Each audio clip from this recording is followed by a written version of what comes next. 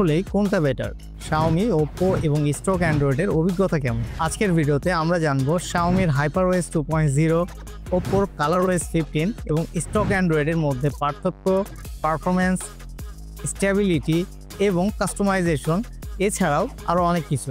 তো পুরো ভিডিওটা স্কিপ না করেই দেখতে থাকুন।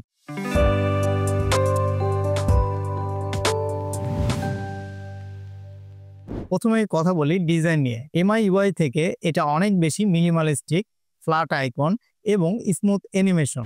এদিকে ColorOS 15-এর fluent animation, advance theming option এবং ক্লিন লুক অনেক ইউজারের পছন্দের। কিন্তু স্টক অ্যান্ড্রয়েড একদমই বেসিক এবং ক্লিন।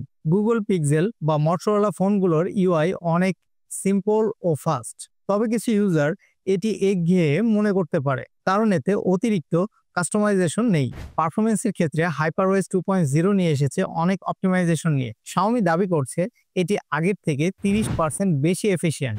এদিকে Oppo ColorOS 15-এ স্ন্যাপড্রাগন এবং মিডিয়াটেকের চিপসেটের সাথে একদমই একটা স্মুথ পারফরমেন্স প্রদান করছে। কিন্তু স্টক অ্যান্ড্রয়েড এখানে সেরা, কারণ এটি অনেক লাইটওয়েট এবং গুগল সরাসরি নিজেই অপটিমাইজ করে থাকে। যাদের পিক্সেল এবং মটোরোলা ফোন আছে তারা জানেন OS এর পারফরমেন্স অনেক ফাস্ট। HyperOS 2.0 এবং ColorOS 15 দুটোই কাস্টমাইজেশনে একদমই অ্যাডভান্স।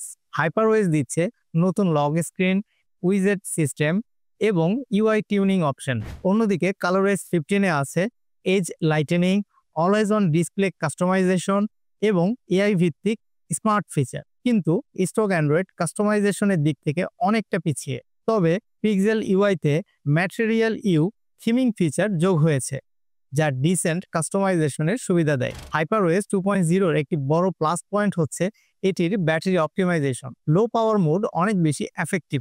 অন্যদিকে ColorOS 15 ব্যাটারি লাইফ এবং র্যাম ম্যানেজমেন্টে বেশ ভালো। তবে স্টক অ্যান্ড্রয়েডও এখানে বেশ ভালো পারফর্ম করে, কারণ এতে কোনো ব্লোটওয়্যার নেই, কম রিসোর্স ইউজ হয়, বেশ ভালো ব্যাটারি ব্যাকআপ পাওয়া যায়।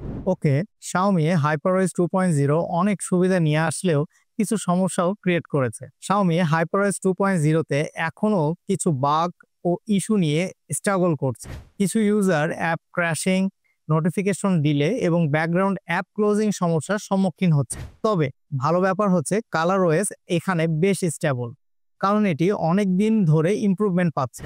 এদিকে স্টক অ্যান্ড্রয়েড সাধারণত সবচেয়ে স্টেবল থাকে, কারণ গুগল সরাসরি সফটওয়্যার আপডেট প্রদান করে। তবে কিছু ফোনের ক্ষেত্রে সফটওয়্যার আপডেট দেরিতে আসে। আপনি যদি কাস্টমাইজেশন এবং ফিচার চান তাহলে HyperOS 2.0 বা ColorOS 15 বেছে নিতে পারেন। তবে যদি স্টেবিলিটি এবং স্মুথ এক্সপিরিয়েন্স চান তবে স্টক অ্যান্ড্রয়েড এক কথায় বেস্ট চয়েস।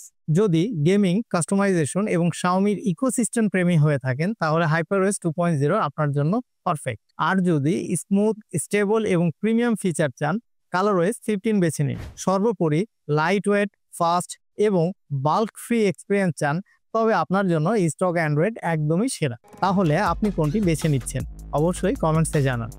আর ভিডিওটি ভালো লাগলে একটি লাইক করুন, সাবস্ক্রাইব করতে ভুলবেন না। দেখা হবে পরের কোনো ভিডিওতে। সে পর্যন্ত আল্লাহ হাফেজ।